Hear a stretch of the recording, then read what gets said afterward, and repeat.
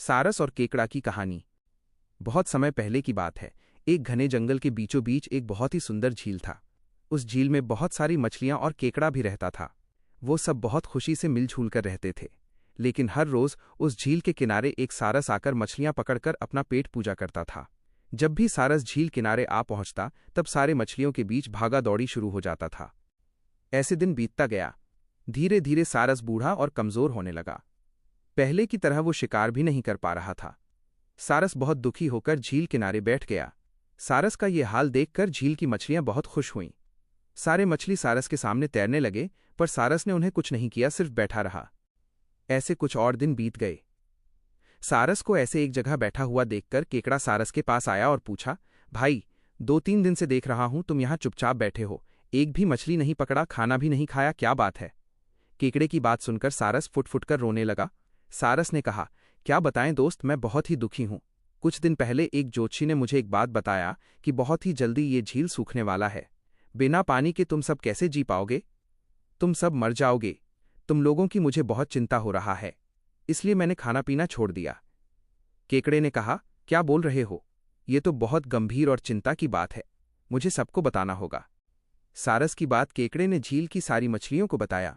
सारी मछलियां और केकड़ा मिलकर सारस के पास गए और बोला, क्या बोल रहे हो, झील सूख जाएगा? तब हम सब कहाँ जाएंगे? क्या करेंगे? कोई तो उपाय होगा न बचने का।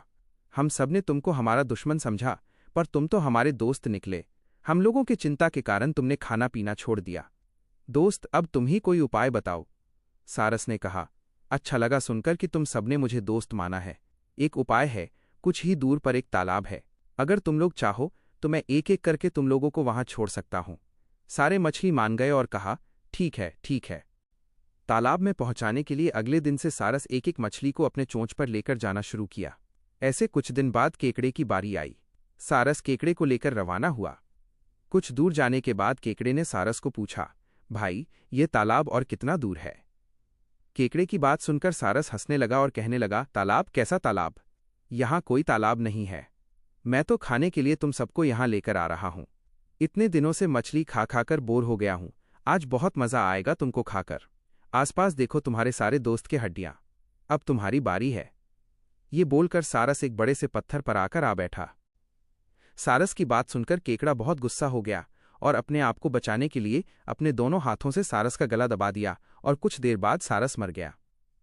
फिर केकड़ा अकेले झील वापस आ गया और बाकी मछलियों को सारस के चाल के बारे में बोला और कैसे उसने सारस को मार डाला ये भी बताया। सारे मछली बहुत खुश हुए और निश्चिंत होकर रहने लगे। इस कहानी से सीख।